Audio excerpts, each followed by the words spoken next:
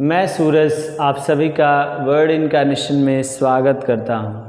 आज का विषय है सिंधु घाटी सभ्यता। आज के सेशन में हम लोग यही समझने का प्रयास करेंगे कि किस प्रकार सिंधु घाटी सभ्यता का विकास हुआ था और उस समय सामाजिक व्यवस्था कैसी थी और मातृसत्तात्मकता प्रवृत्ति थी वे कैसे प्रचलन में आई और किस प्रकार से इस सभ्यता का अंततः पतन हुआ। आज के सेशन में इन्हीं सब बिंदुओं पर चर्चा करेंगे। सबसे पहले बात करते हैं सिविलाइजेशन यानी सभ्यता। सभ्यता की बात की जाए तो वैसे सामाजिक रीति रिवाज जिनके माध्यम से सामान्य जनमानस से लेकर कुलीन वर्ग के लोग तक अपना सामाजिक, आर्थिक और राजनैतिक विकास कर सके, वैसे रीति रिवाजों या सामाजिक नीतियों को ही सभ्यता बोला जाता है। अब बात करते हैं हड़प्पा। हड़प्पा की बात की जाए तो यह सिंधु घाटी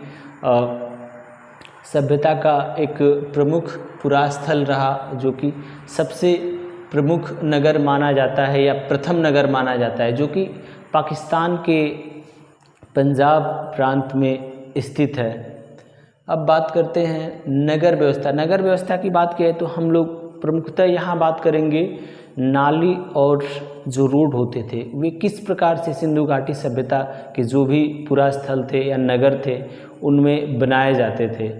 तो जो भी रोड होता था उसके दोनों तरफ नालियाँ बनाई जाती थी जल निकासी के लिए, और वे नालियाँ थोड़ी सी ढलान होती थी जिसके माध्यम से पानी बड़े नालों में जा सके और उन नालों के माध्यम से नदियों में जा सके।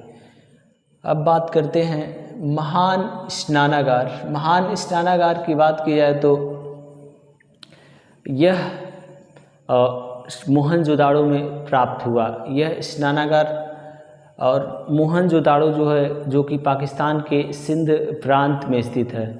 इस स्नानागार की विशेषताओं की बात की जाए तो ऐसा माना जाता है कि सामान्यतः इस तरह के स्नानागार जो भी कुलीन वर्ग के लोग होते थे या राजा होते थे उसको किसी विशेष पर्व पर स्नान करने के लिए उपयोग किया करते थे।